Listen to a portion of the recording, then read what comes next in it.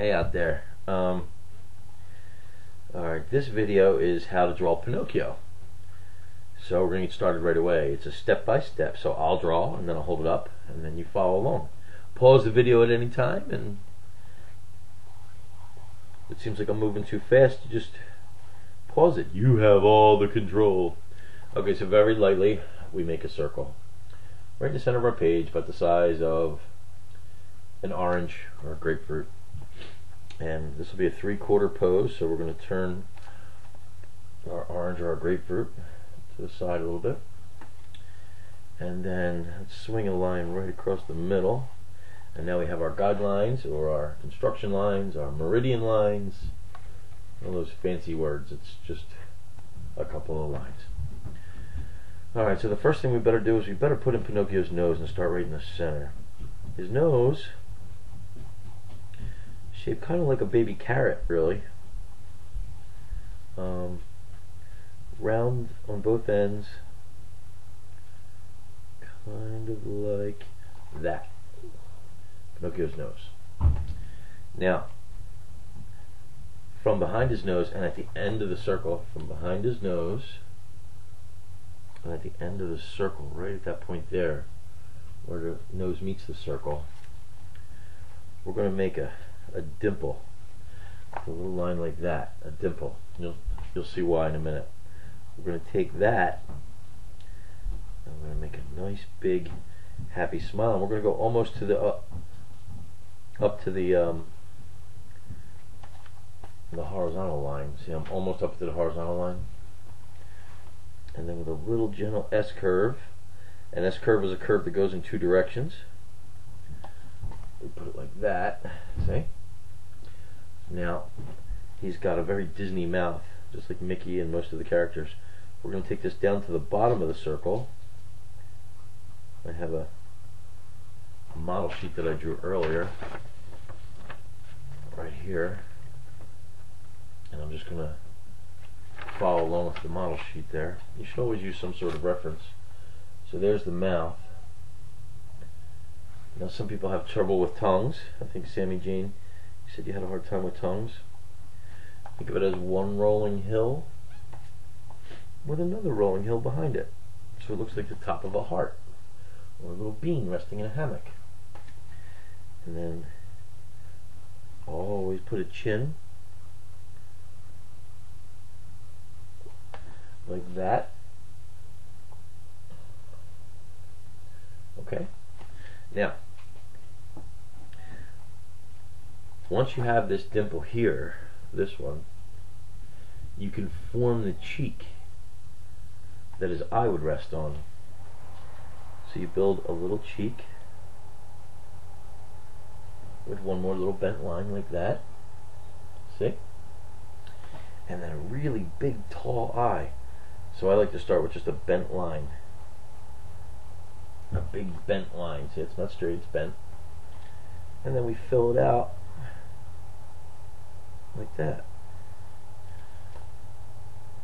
So it looks like a leaf or something like that. And then inside we're going to put his one eye, his pupil, and his iris.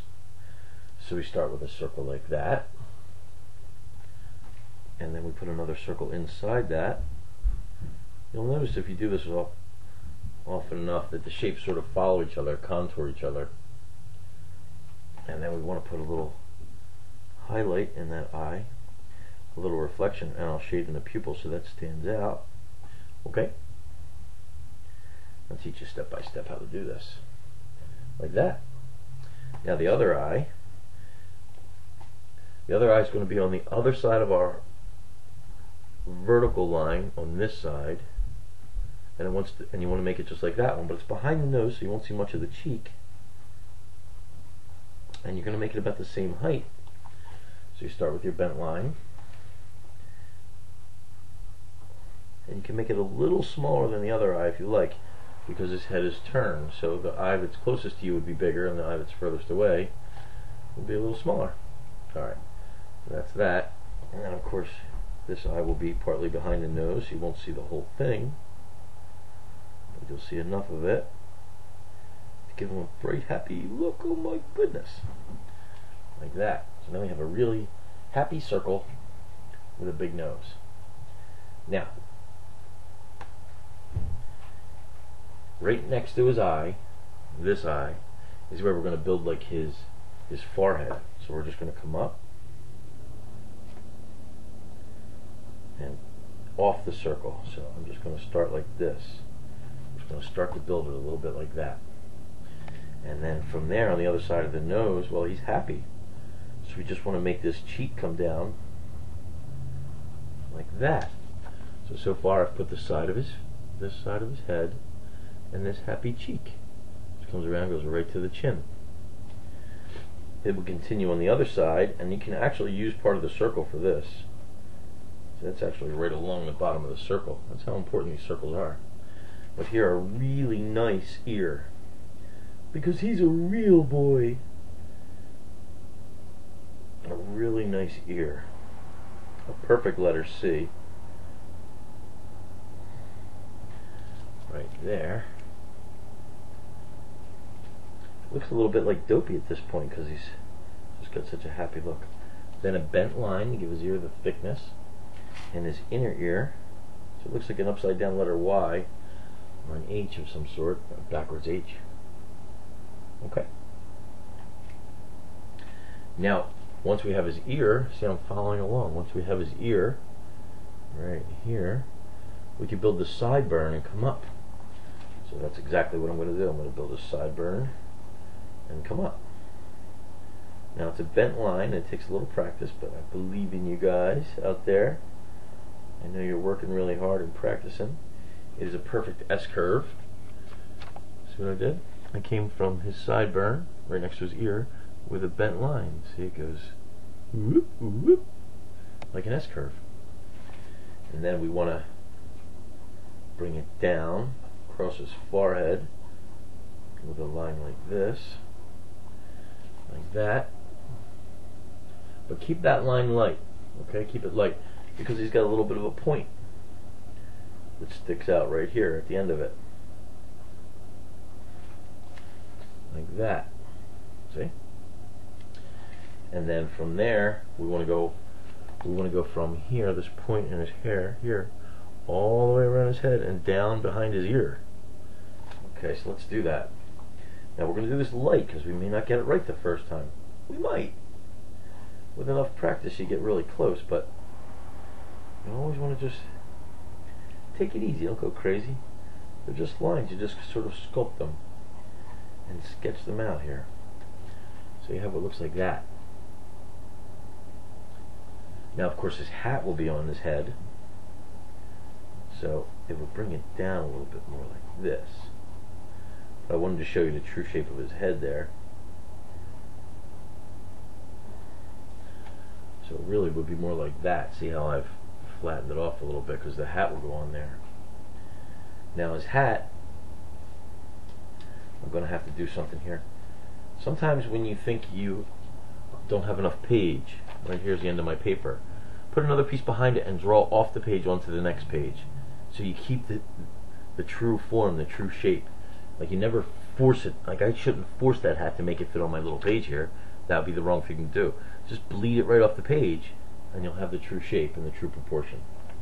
That's always better to do that. So let's build his hat a little bit. It's just, we'll start with the brim sort of his hat. It's a funny looking hat really. So that's just like a number 7 or a check right there. So in proportion to where the drawing is right there. And then it comes up. I'm going to go down along his head.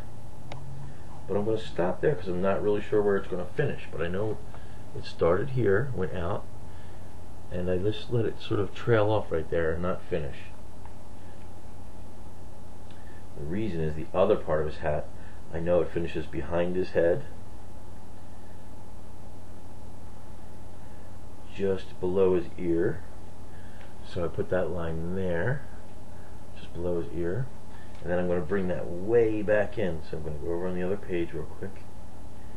And I'm going to sculpt that. It's like an upside down question mark. This is a tough one. He's a face character, so it's kind of tough. See what I did there? I brought out that line and then I went around and brought it all the way back in closer to his head.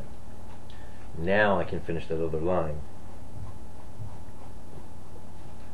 Now I can finish that line right there. This line came out and up, and I finished it once I had a place for it to, once I had a little destination for it. Okay? I know this may seem confusing, but you got to stay with me. It's hard to describe terms for art and drawing. With that in place, though, now I can draw the pointy part of his hat. And this is the part that really makes his hat what it is. I don't know what you would call this type of hat. You know, he's in the Swiss mountains, maybe, or I'm not really sure. I mean, I've seen Pinocchio a million times, but I never had to give a name to his hat. So all I did was, if you think of this as a big letter A, you just go up. You don't want to go higher than this part of the hat. So you go up, and then just bend a little line. It swings right there, finish off the hat. Now he's got this one little part of his hat that's left, and that's a feather. He's got a little feather in his cap. So that's a very basic shape. I always describe some of the other shapes as leaves. Well, this is like a leaf or a feather. He's got a feather in his cap. So what you do is you make that shape. It's just one bent line, and then when you come back down, you give it that little niche, a little chink out of it, like that. And then with a line right up the middle, that's the vein of the feather. So you're left with that. Now we're not done yet. Now I'm going to go ahead and darken some of this now, just so it stands out a little bit better on the camera.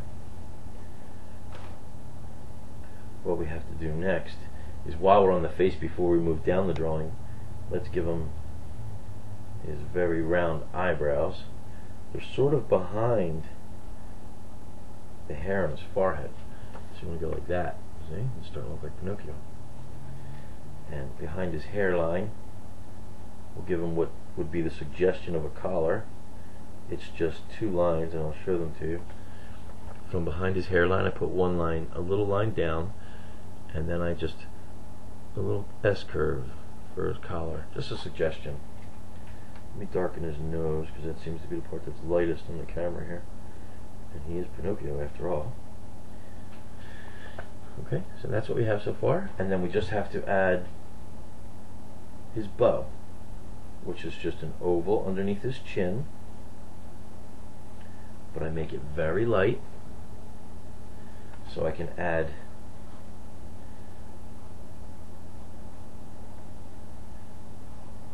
a couple lines like this. This is a long video. So I made a little oval here just for something to start with, and then I came out, and I'm going to come down and around like that. And now I see that that oval's just a little too big, so I'm just going to shorten it a little bit. That's why we draw light. So I took my original oval and I made it a little smaller. You can see that. And then from his cheek down, I started the other side of the bow, which is just a line down. And then two bent lines that meet to create that bow. I'm really pushing this fast.